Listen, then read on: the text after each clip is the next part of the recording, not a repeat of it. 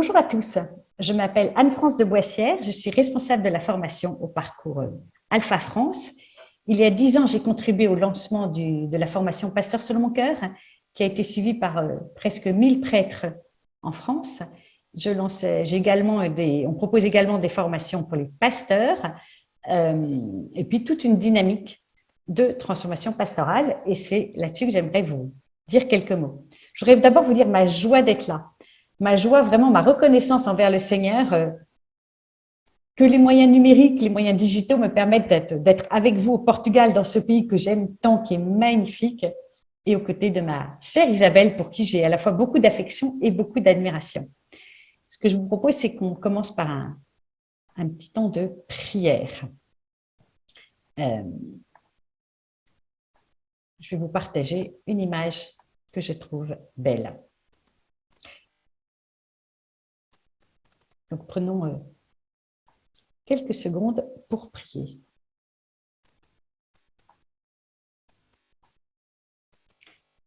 Seigneur, on te confie ce temps de formation, ce temps de rencontre, ce temps de prière, ce temps de fraternité, ce temps de transformation.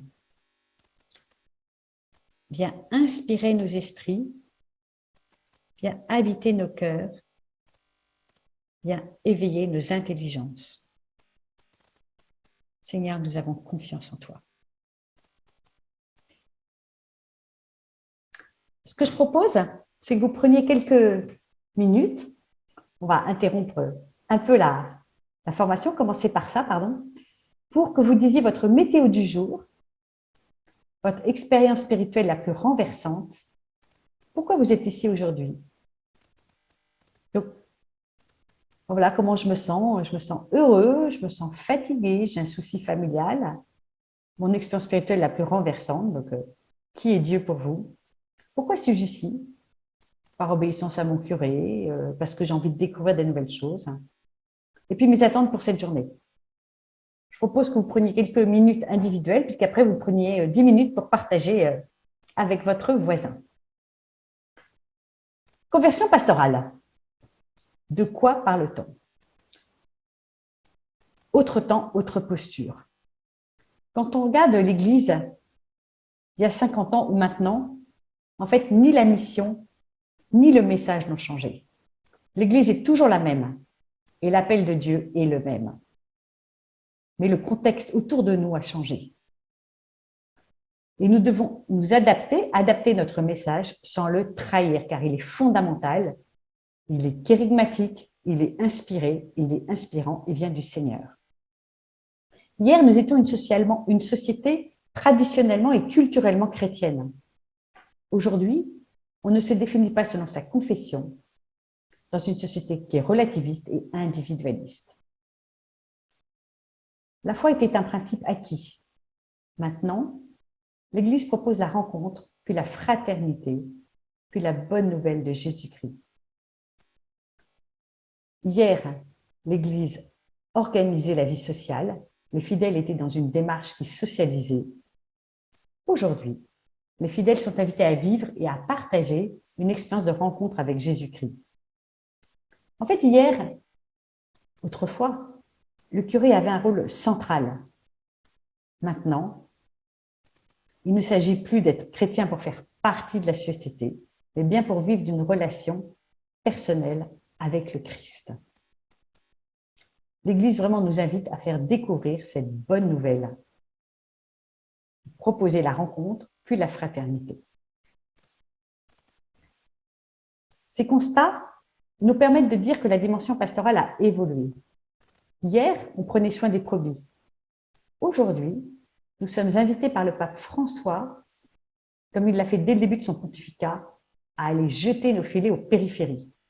Ce qui est intéressant, c'est que quand on est sur un bateau et qu'on jette son filet tout près de la barque, on ramène les poissons qui sont près de la barque.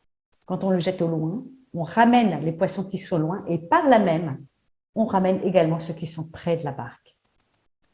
Ça me rappelle un des plus beaux témoignages que j'ai eu d'un paroissien lors d'un parcours alpha qui m'a dit « Avant, j'étais pratiquant, maintenant, je suis croyant. » Hier, la dynamique pastorale c'était de coordonner des activités. Maintenant, c'est de mettre en place un processus. Hier, la relation prêtre-laïque était dans un style hiérarchique. Maintenant, elle est dans une dynamique de co-responsabilité et de subsidiarité. En fait, nos paroisses ne peuvent plus simplement proposer maintenant tout un tas d'activités, les unes à côté des autres. Il est vraiment nécessaire de mettre en place un processus, comme je l'ai dit dans mon premier point, qui permet d'accompagner le cheminement des personnes dans leur croissance spirituelle en fonction de leurs besoins. Enfin, compte tenu de la baisse du nombre de prêtres, ceux-ci ne peuvent plus tout faire au risque d'y perdre leur santé. Cela donne aux laïcs leur rôle. Vous savez que tout laïc baptisé est prêtre, prophète et roi. Donc les laïcs retrouvent ce rôle important d'annoncer le Christ. Nos prêtres, aujourd'hui, redeviennent des pasteurs et des frères.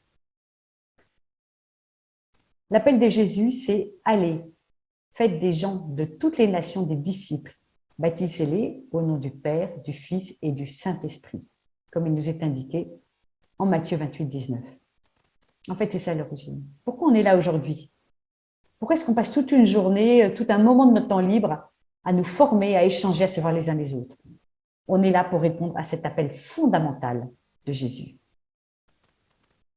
Ça tombe bien, le pape dit la même chose. Dans Evangelii Gaudium 25, j'espère que toutes les communautés feront en sorte de mettre en œuvre les moyens nécessaires pour avancer sur le chemin d'une conversion pastorale et missionnaire qui ne peut laisser les choses comme elles sont.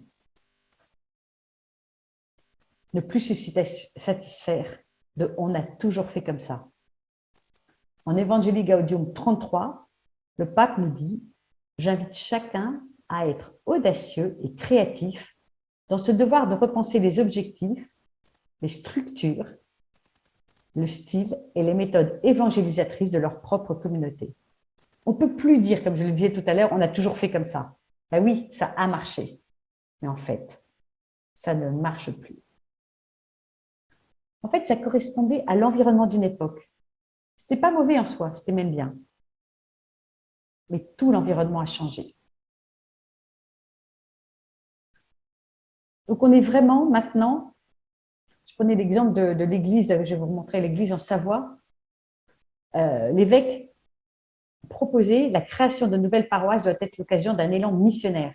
J'étais très frappée de l'aspect prophétique de ce que disait cet évêque. On voit en France qu'il commence à émerger cet élan missionnaire pour vraiment redonner à la paroisse ce rôle clé de faire des disciples.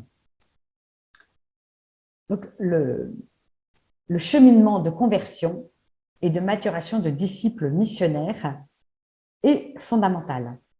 Nous pouvons nous interroger sur notre façon d'accueillir les personnes qui sonnent à notre porte, qui demandent le sacrement du baptême, qui demandent le sacrement de mariage, même des funérailles. Ces personnes qui viennent à nous pour des raisons, c'est pour des raisons diffuses. En fait, il faut éviter d'être juste derrière un comptoir et de se contenter de donner ce qu'elles viennent demander. Il faut aller plus loin.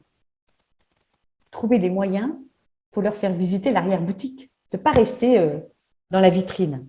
Leur faire découvrir le trésor que nous célébrons maintenant au travers des sacrements.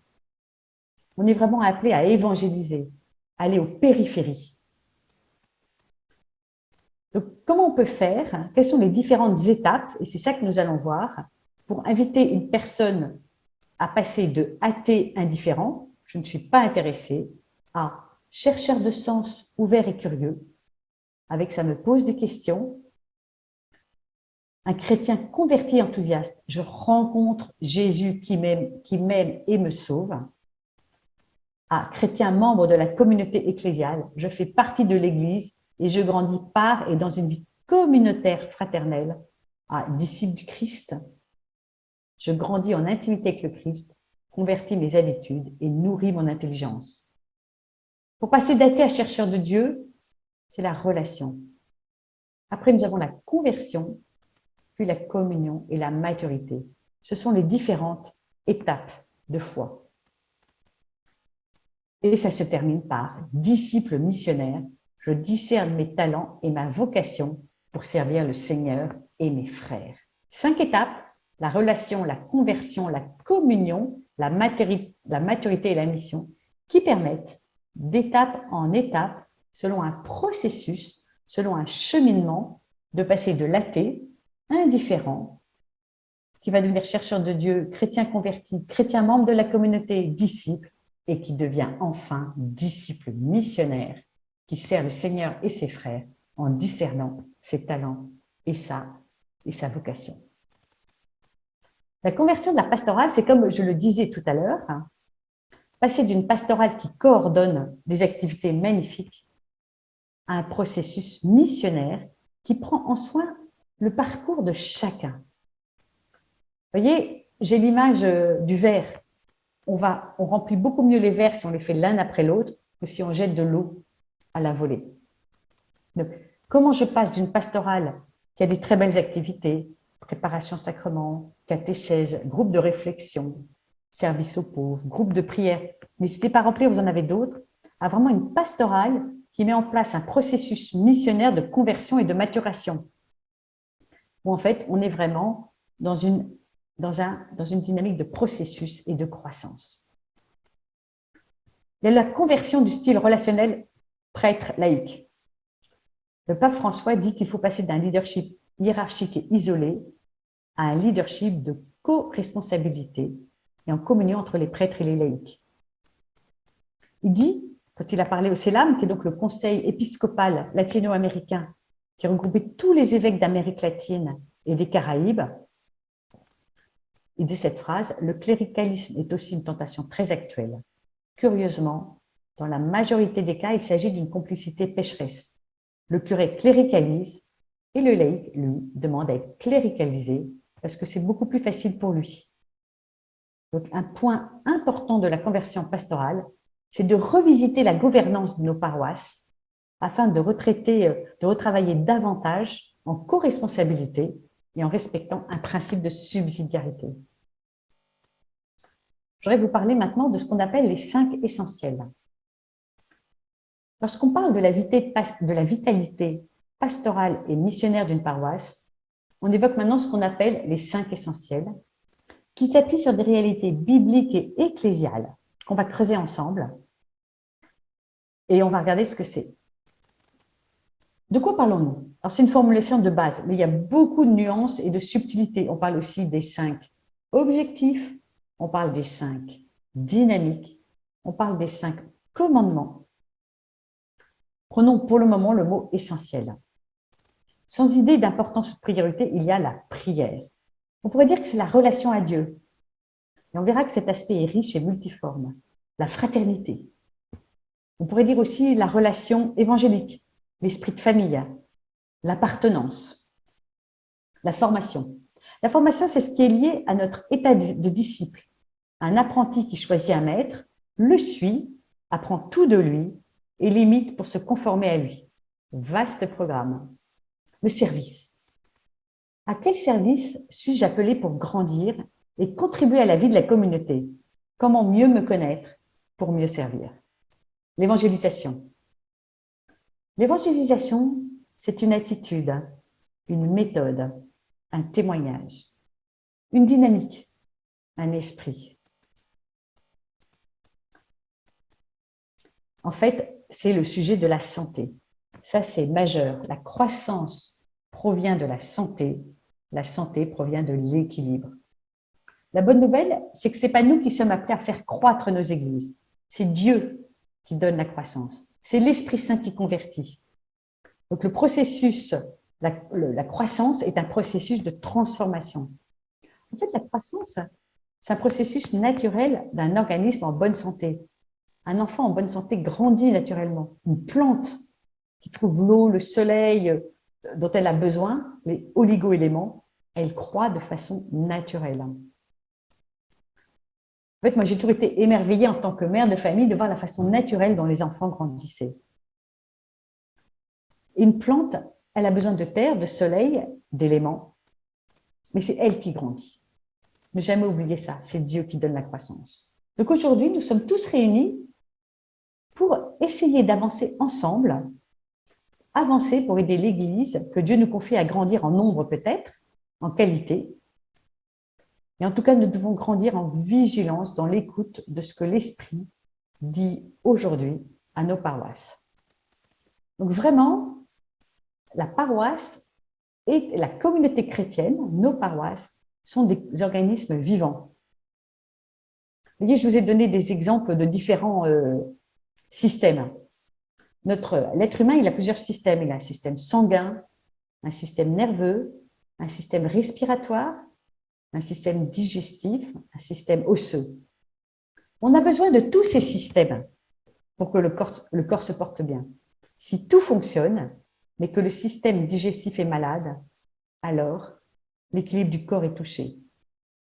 Notre Église, corps vivant, fonctionne de la même manière. Que pouvons-nous apporter à notre Église pour qu'elle grandisse et comment pouvons-nous lui donner les éléments pour qu'elle soit en bonne santé? Quels sont les systèmes qui aujourd'hui sont malades et qui l'empêchent de grandir? En fait, c'est notre question. Qu'est-ce qui empêche ma paroisse de grandir? Les 5 essentiels, ce sont ces 5 attitudes qui permettent de grandir dans la vie chrétienne. Donc je le redis, adoration ou prière, fraternité, formation, service et évangélisation. Je vous ai mis 3 éléments, 3 dessins, parce qu'on voit d'abord que les 5 essentiels, c'est un processus de croissance. En fait, tout ce qui nous construit, tout ce qui nous permet d'être là, c'est également un équilibre de vie spirituelle qui, dans notre quotidien, nous aide à être vigilants dans nos choix et nos priorités. C'est également une force de propulsion qui nous ouvre à ce que le Seigneur, à ce que Dieu veut pour nous, pour notre communauté, pour l'Église. Là, je vous ai remis ce texte majeur de Actes 2, 42-47 et j'ai mis à chaque fois la couleur. Vous voyez, prière orange, pour que vous voyez que chacun des textes, chacun des mots, chacun des groupes de mots, en fait, représente un des 5 essentiels. Dans ce texte, on nous donne l'église de Jérusalem comme modèle. C'était une église en bonne santé. C'est ça ce qui a permis sa croissance dans un contexte de conflit et de contestation de la part du gouvernement extrêmement fort. Donc, vous pourrez relire ce texte avec ses éléments de lecture et d'identification des légendes de couleur.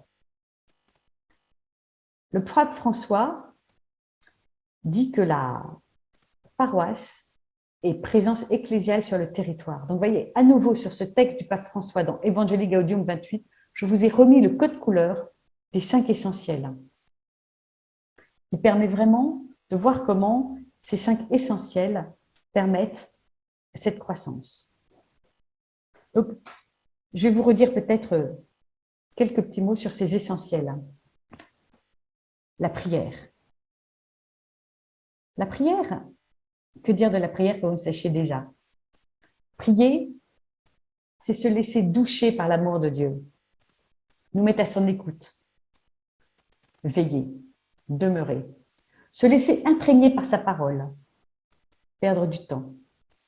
Ce temps que Dieu nous donne de vivre, pour en gagner, mais aussi célébrer la grandeur de notre Dieu, nous entraîner plus loin sur le chemin de l'intimité avec Dieu, dans nos célébrations eucharistiques, dans nos groupes de prière.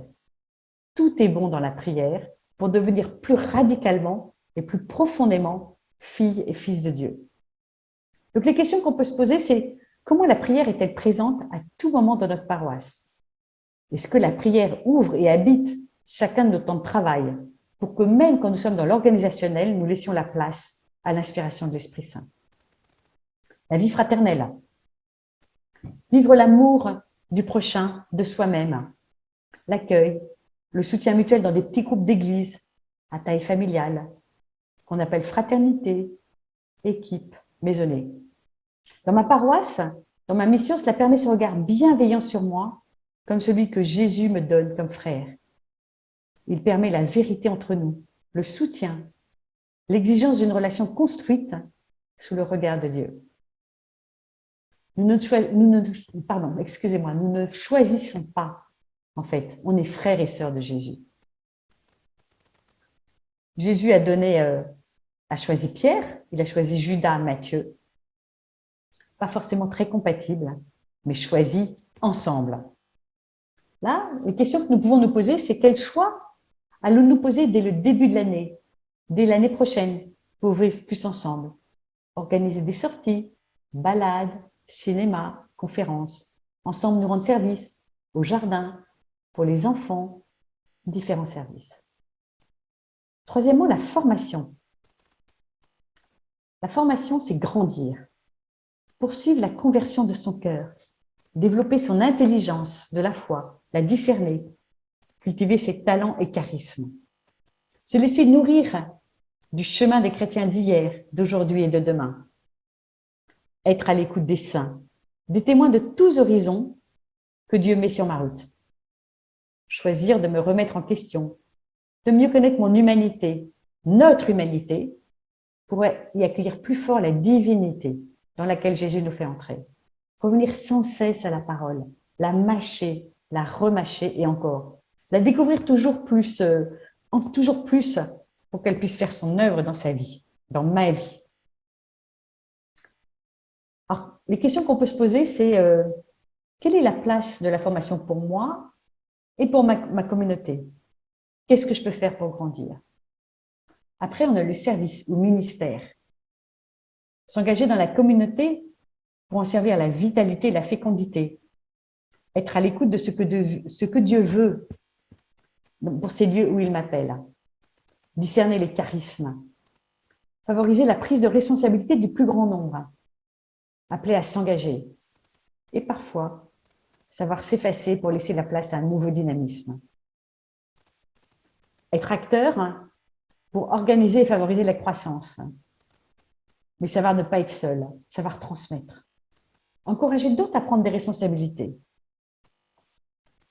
Accepter d'être appelé ou de ne pas l'être pour laisser la place à d'autres. Transmettre, lui donner la liberté. Enfin, l'évangélisation. Annoncer Jésus-Christ mort et ressuscité pour nous. C'est le kérygme. Annoncer le kérygme à ceux qui ne le connaissent pas. Les conduire à lui. Faire découvrir l'amour de Jésus. Je témoigne de mon expérience de Dieu dans le respect et l'écoute de ceux que Dieu place sur ma route. Je suis apôtre en tout temps, en tout lieu.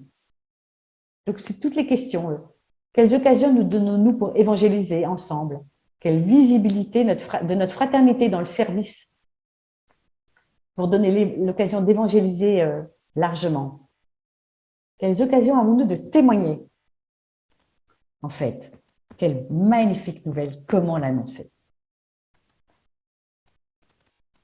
Adoration, prière, fraternité, formation, service, évangélisation.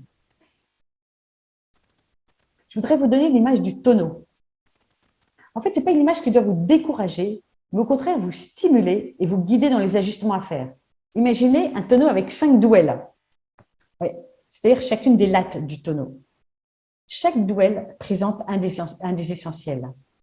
En fait, la capacité du tonneau est à la hauteur de la douelle la plus courte. Donc, il en va de même pour la santé et la vitalité de la croissance de notre communauté. Le facteur qui dimensionne, qui est le moins élevé, c'est celui qui détermine l'ensemble de la santé de notre communauté chrétienne. L'équilibre, il est intéressant parce qu'il se joue au niveau personnel, également au niveau de chaque service et au niveau de la paroisse. Je vais terminer avec cette conclusion sur les 5 vitamines. En fait, la vitamine, c'est quelque chose que je ne sais pas fabriquer, que je trouve dans mon alimentation et qui est essentiel à mon équilibre physique. Voilà les 5 vitamines. A comme adoration, B comme bonne relation, C comme configuration au Christ, D comme dévouement, E comme évangélisation. Donc, je vais vous envoyer des éléments qui vont vous permettre de faire le bilan de santé d'une activité paroissiale et comment transmettre cela aux autres. Je vais vous proposer pour terminer ce petit temps, juste de prendre un moment pour vous dire qu'est-ce que je retiens, qu'est-ce qui me touche, qu'est-ce que cela suscite en moi comme désir. Très bon vent à chacun au souffle de l'Esprit Saint. Je vous laisse avec cette phrase d'Isaïe 54, 2, 3. Élargis l'espace de ta tente, les toiles de tes demeures qu'on les distende, ne ménage rien, allonge tes cordages et tes piquets, fais-les tenir, car à droite et à gauche, tu vas déborder. Je vous redis ma joie d'avoir été parmi vous aujourd'hui. Je vous porte tous dans mon cœur. Vraiment, merci d'être ces disciples missionnaires qui avaient à cœur d'annoncer Jésus. Merci pour qui vous êtes. Merci pour ce que vous apportez au monde. Moi, Dieu a mis dans mon cœur un amour incroyable pour l'Église qui m'a amené à quitter ce monde de l'entreprise L'Oréal, où j'étais très heureuse, à donner ma vie à la mission. Et quelle joie pour moi de pouvoir partager cela avec vous tous. Bravo pour qui vous êtes. Et vous savez que vous êtes des merveilles. C'est Dieu qui le dit. Vous êtes tous des merveilles. Bravo. Merci. Soyez tous bénis. Et je vous souhaite un bon vent dans le souffle de l'Esprit Saint.